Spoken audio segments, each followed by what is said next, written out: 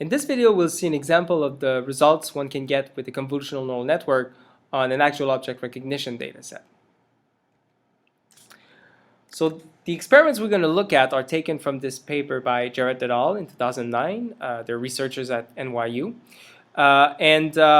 What's really interesting is that they tested different variations on the convolutional neural network. One thing that it tested is the actual impact of using or not using the rectification layer, or using or not the contrast normalization layer.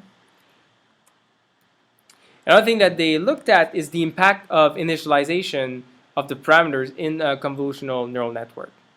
So that's something we haven't discussed thus far, but like in the regular feedforward neural network, we could have initialized the parameters before training randomly.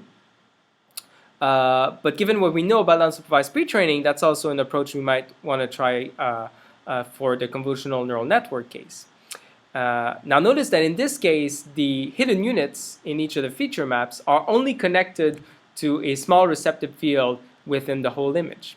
And so now we need to initialize this sort of smaller matrix, which is not of size of the image, height of the image by width of the image. So a procedure for performing unsupervised pre-training of a convolutional neural network is to generate these data sets of small patches that fit the size of these receptive fields that our hidden units are going to have. So essentially, we need to convert pre-training into a patch-wise learning problem.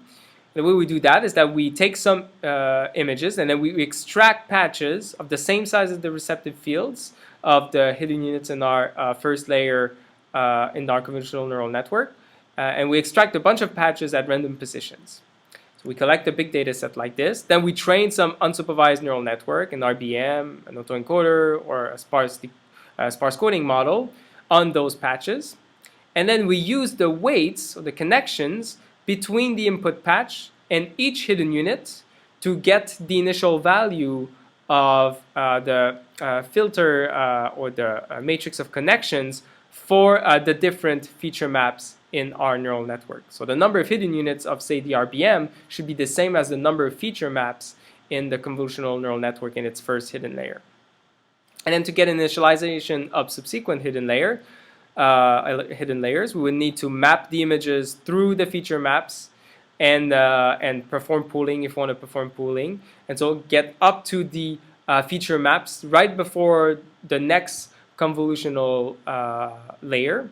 And then repeat this procedure of extracting patches and doing pre-training using, say, an RBM, and to get initial value of the feature maps for parameters for that convolutional layer. Okay, so that's how we would perform unsupervised pre-training in this case. And also in the experiments from Jarrett et al., we'll also look at we'll look at the impact of using a random initialization versus using unsupervised pre-training, and we'll also look at what's the impact of using some fine-tuning, so performing gradient descent to train all the parameters of the neural network after initialization. So that's going to be noted with a little plus. Or only training the output layer. So without any plus in the table that we'll see, it means that all the units, all the feature maps are left with their initial values of their parameters, and only the output layer is being trained with its fully connected connections. And so for random initialization, we'll have the letter R, and for unsupervised pre-training, we'll have the letter U in the tables.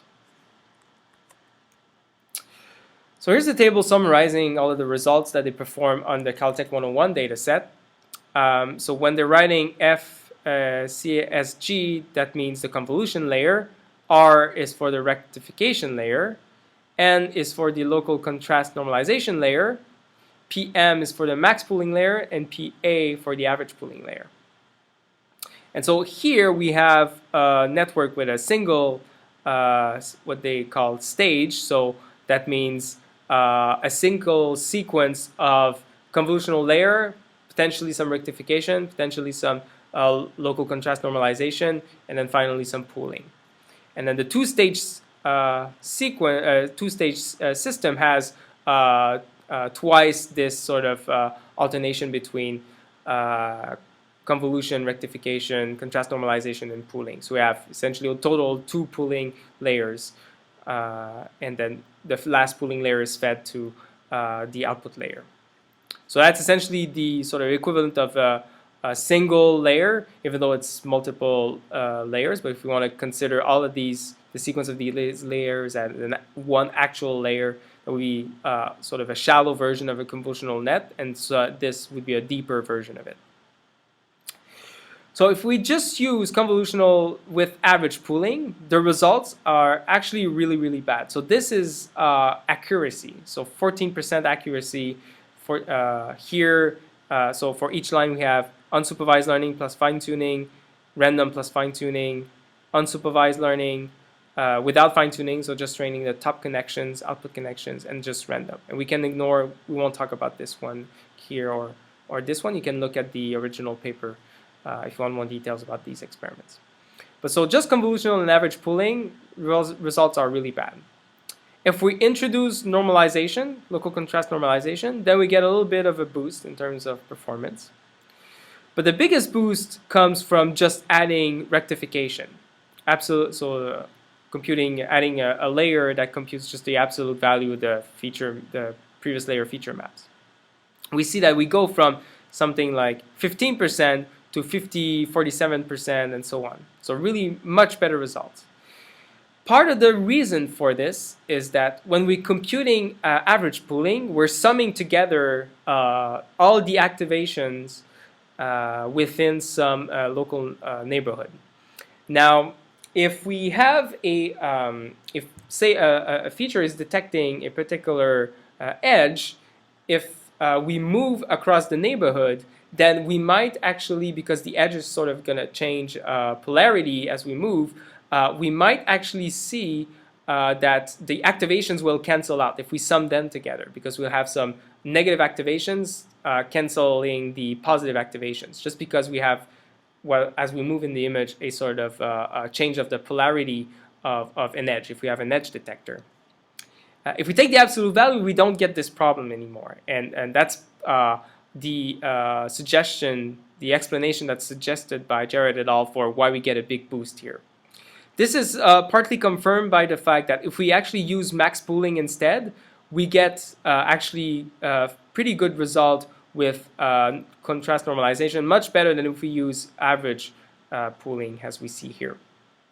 So that's part of the explanation for why average pooling can really fail if we don't make sure that we don't get a cancellation effect by averaging, where the polarity changes in the contrast or the edges in the image would provoke these cancellations.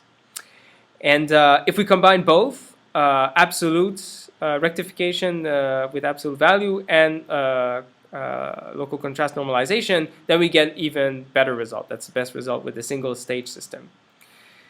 The picture is more or less the same for the two-stage system, the sort of two hidden layer system, but the results are better. So we get an improvement by using a deeper convolutional neural network, which again goes to say that a deep neural network is able to extract more useful features.